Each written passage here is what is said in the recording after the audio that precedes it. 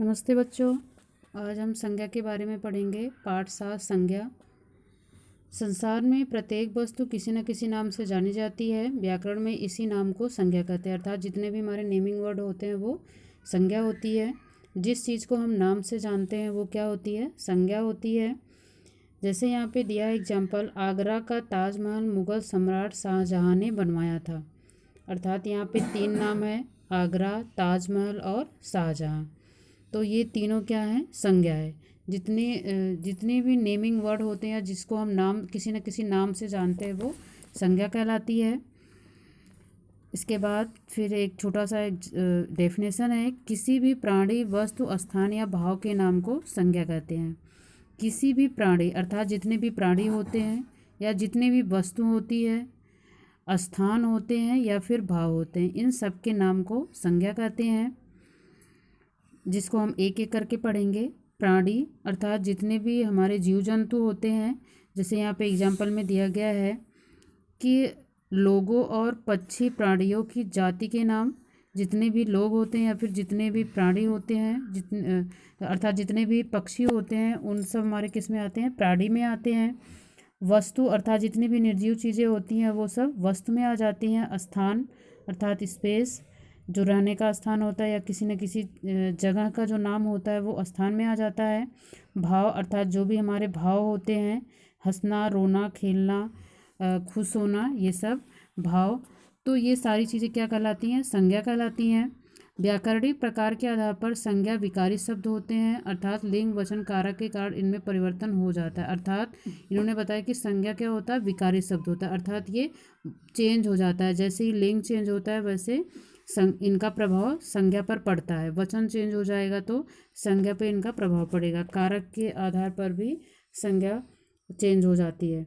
इसके बाद फिर इन्होंने बताया संज्ञा के भेद। संज्ञा के मुख्यतः 3 भेद होते हैं, लेकिन वैसे 5 प्रकार का होता है, लेकिन जो मुख्य होते हैं वो 3 ही होते हैं। पहला इसमें है व्यक्तिवाचक संज्ञा। जिस संज्ञा सबसे किसी विशेष व्यक्ति, वस्तु या स्थान का बोध हो उसे हम व्यक्तिवाचक संज्ञा कहते हैं। जैसे कविता, रमेश, सौरभ, सचिन तेंदुलकर, लता मंगेशकर, हिमालय, गंगा, भारत, रूस, चीन, दिल्ली, जयपुर, एशिया, प्रशांत, रामायण, कामायनी, एरावत, लाल किला, कोहिनूर आदि। तो यहाँ पे इन्होंने ये बताया कि किसी भी विशेष व्यक्ति अर्थात जो विशेष व्यक्ति होते हैं या वस्तु होती है या फिर स्थान होता है। जैसे यहाँ पे नाम दे रखा है कविता, उमेश, सौरभ, सचिन तेंदुलकर, ये सब किस में आएंगे? विशेष व्यक्ति में आएंगे। विशेष वस्तु है इसमें, जैसे यहाँ पे दिया है रामायण, कामायनी, लाल किला, कोहिनूर, ये सब किस में आएंगे? वस्तु में आएंगे। इसके बाद फिर उन्होंने स्थान दे रखा है चीन, दिल्ली, जयपुर, एशिया, प्रशांत महासागर के रूप में नहीं है, यहाँ पे नेमिंग में आ जाएगा क्योंकि सिर्फ प्रशांत लिखा हुआ है। तो ये सारी चीज़ें क्या हैं? विशेष व्यक्ति अर्थात जिसका भी नाम होता है वो सब किस में आ जाएंगे? विशेष व्यक्ति में आ जाएंगे। ज़रूर नहीं कोई बहुत महान हो तभी वो विशेष व्यक्ति में आता है। जो भी नाम से जिनको हम जानते हैं वो सब विशेष व्यक्ति में ही आते हैं। जैसे यहाँ पे इन्होंने एग्जाम्पल में दे रखा है कि लाल किला दिल्ली में है, तो यहाँ पे लाल किला क्या है? वो वस्तु में आएगा और दिल्ली जो है वो स्थान में आएगा, लेकिन दोनों ही संज्ञा है क्योंकि विशेष व्यक्ति, स्थान, ये सारी चीज़ें संज्ञा में ही आती हैं, चाहे वो व्यक्ति का नाम हो, किसी वस्तु का नाम हो या फिर स्थान का नाम हो। ये हमारी व्यक्तिवाचक संज्ञा थी। इसके बाद हम पढ़ेंगे दूसरा है जातिवाचक संज्ञा। जिस संज्ञा सबसे किसी प्राणी, वस्तु या स्थान की संपूर्ण जाति का बोध हो उसे जातिवाचक संज्ञा कहते हैं हम।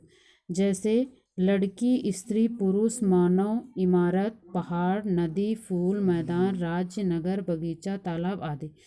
यहाँ पे इन्होंने बताया कि जिस संज्ञा सबसे किसी प्राणी, चाहे वो कोई प्राणी हो, वस्तु हो या फिर स्थान हो, इन सब की संपूर्ण जाति का बोध होता है वो क्या कहलाती है? जातिवाचक संज्ञा।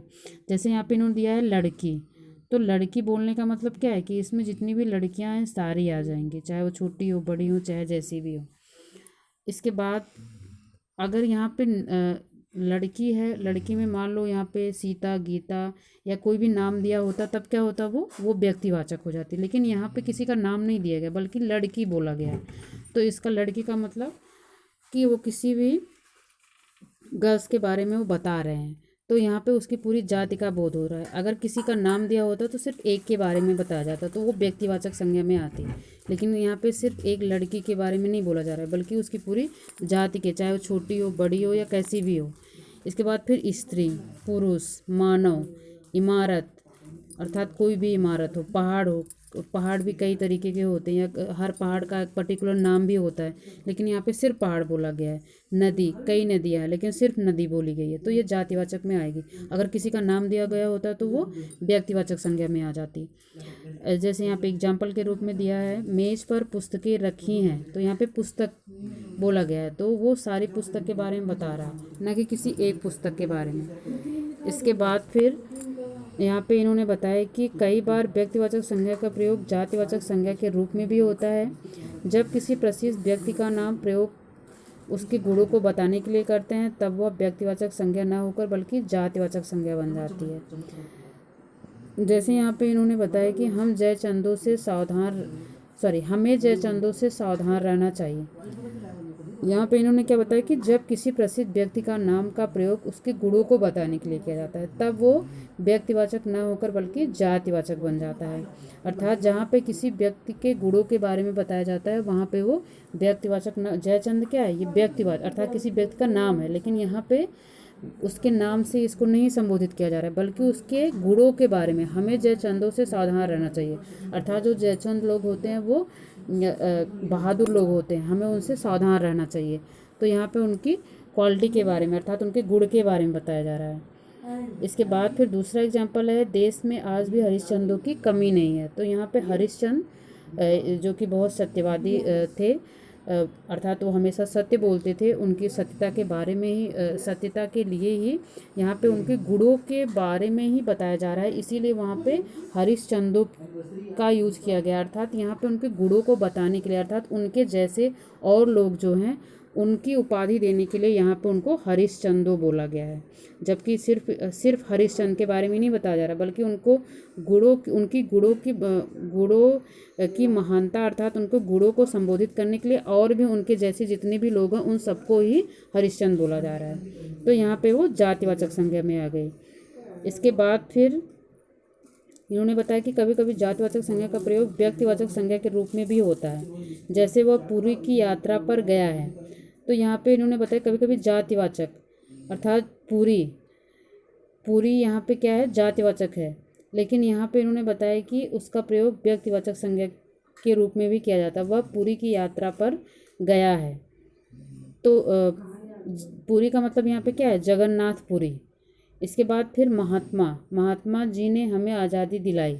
तो महात्मा अर्थात जो महान आत्मा अर्थात जो महान लोग होते हैं उनको महात्मा बोला जाता है, लेकिन यहाँ पे महात्मा किसको संबोधित किया जा रहा है, महात्मा गांधी को। तो यहाँ पे ये व्यक्तिवाचक संज्ञा के रूप में आया है, न कि जातिवाचक संज्ञा के रूप में। तो यही चीज़ इन्होंने बताया कि कभी कभी जातिवाचक संज्ञा और व्यक्तिवाचक संज्ञा हमेशा एक दूसरे के अपोजिट में आ जाते हैं। तो बच्चों आज हम यहाँ 2 ही पढ़ेंगे, व्यक्तिवाचक संज्ञा और जातिवाचक संज्ञा। आगे का हम कल पढ़ेंगे। आज के लिए इतना ही, धन्यवाद।